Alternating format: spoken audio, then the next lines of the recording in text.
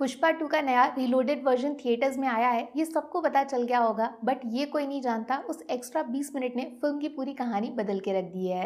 Total 14 नई चीजें पता चली हैं जो हर तरीके से फिल्म के आने वाले पार्ट 3 का पूरा गणित बदल के रख देंगी। एक एक करके सब कुछ बता देती हूँ आपको। वैसे जिन लोगों ने अभी तक फिल्म नहीं देखी है तो ये वीडियो आपके किसी काम का नहीं है। पहले फिल्म देखो, तब समझ आएगा इस एक्स्ट्रा 20 मिनट का असली मतलब क्या है। सबसे पहले तो हर कोई टेंशन में आ गया था कि पानी में गिरने के बाद पुष्पा के साथ हुआ क्या, वो जिंदा बचा भी या नहीं। जवाब फिल्म के नए वर्जन में मिल चुका है। पुष्पा ना सिर्फ पानी से बाहर निकला बल्कि जापान में हजारों करोड़ की डील भी पूरी करके आया है। कैसे एक छोटे से कंटेनर में पुष्पा छुप के इंडिया से जापान पहुंच गया और इस पुरानी टी शर्ट को पहनकर ही क्यों गया, उसका जवाब भी मिल चुका है। इससे ही जुड़ा है दूसरा पॉइंट, वो आधा फटा हुआ नोट किसका था, पुष्पा की पॉकेट में क्या कर रहा था। फिल्म के रिलोडेड वर्जन में फुल डिटेल बताई गई है। आप ये मान लो इसी आधे फटे हुए नोट की वजह से पुष्पा जिंदा बच गया, वरना जापान में ही फिल्म की कहानी और उसके हीरो का दी एंड हो जाता। तीसरा पॉइंट जापान का ही तो है। ये बुढ़ा सा आदमी जो फिल्म के ट्रेलर में दिखा था बट फिल्म से गायब हो गया, वो कोई और नहीं, आधे फटे हुए नोट के दूसरे हिस्से का मालिक था। नए वर्जन में पुष्पा के साथ उसकी फुल डील दिखाई गई है। कैसे पुष्पा का जापान कनेक्शन जोड़ा गया जिससे ये लाल चंदन का गिटार बना था, सब पता चल गया।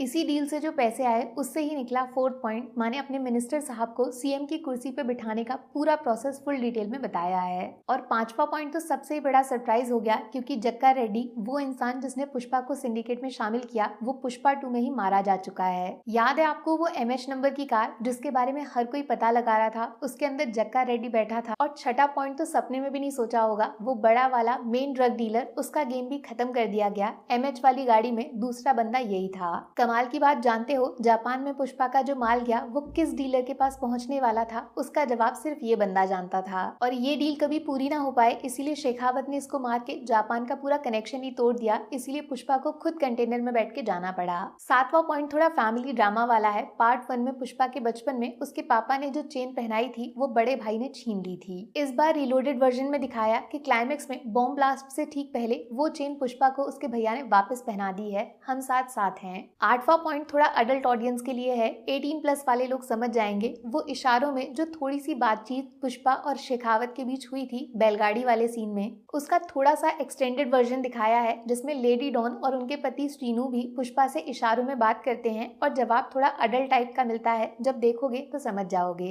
9th पॉइंट सबसे इम्पोर्टेंट है, क्योंकि एक कैरेक्टर जिसको सबसे ज्यादा मिस किया गया था पुष्पा 2 में, वो है जॉली रेड्डी। पार्ट 1 का हिसाब बाकी है ना अभी। रिलोडेड वर्जन में अच्छा खासा 5 मिनट का फेस ऑफ है पुष्पा और जॉली रेड्डी के बीच में, जिसमें गोली भी चलती है और पुष्पा बाल बाल जिंदा बच के निकलता है। 10th पॉइंट, अगर पुष्पा 2 के ओरिजिनल वर्जन में होता तो शायद सबकी शिकायत दूर कर देता, जिसको भी बुरा लगा कि शेखावत को फिल्म में जोकर की तरह दिखाया है। एक्चुअली ये पूरा लाल चंदन जो शेखावत ने इकट्ठा किया वो तो सबको पता है कि वो नकली था, लेकिन इसके रास्ते शेखावत ने भयंकर प्लान तैयार किया था। पूरे 2000 टन माल के बीच में सिर्फ 1 टन असली लाल चंदन भी मिलाया गया था, जिसको लाइव टीवी पे एक फॉरेंसिक टीम ने टेस्ट करके असली लाल चंदन बता दिया था। और ये 11वें पॉइंट की तरफ बढ़ता है कि शेखावत का ओरिजिनल प्लान था उस लाल चंदन की नीलामी करवाना और पुष्पा को सबके सामने झूठा साबित कर देना। जब पूरा लाल चंदन लाइव टीवी पे टेलीकास्ट हुआ तो खुद प्रताप रेड्डी ने मंत्री जी को फोन करके वार्निंग दी थी कि अगर ये सच निकला तो वो कभी सीएम नहीं बन पाएंगे। इसी की वजह से पॉइंट नंबर 12 बहुत इंपॉर्टेंट बन जाता है, वो सीन जहां पुष्पा को पूरे सिंडिकेट के साथ एक इमरजेंसी मीटिंग करनी पड़ गई थी। शेखावत के प्लान की वजह से पूरे सिंडिकेट को लगा कि माल पकड़ा गया है और पुष्पा उनसे झूठ बोल रहा है। तब मीटिंग में पुष्पा ने एक बड़ी मस्त सी शर्त रख दी,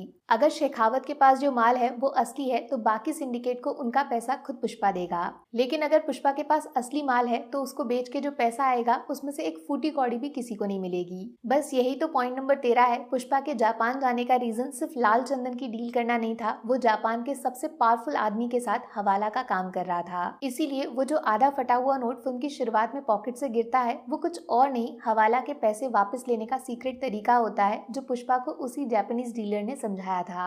और लास्ट में 14 पॉइंट, जो शेखावत दिमाग से कितना चालाक है, बड़े अच्छे से समझाता है उसकी मौत की प्लानिंग नकली चंदन के साथ वो खुद क्यों जल गया। रिलोडेड वर्जन में पूरा कन्वर्सेशन दिखाया है शेखावत और उनके चेले के बीच में, जब पुष्पा सीएम बदलवा देता है और जापान में डील पूरी कर लेता है तो उसको हराने का एक चालाक तरीका शेखावत ने ढूंढ निकाला था, क्योंकि जली हुई लकड़ी में अंतर बताना कौन सा लाल चंदन है और कौन सा नकली चंदन वो नामुमकिन होता।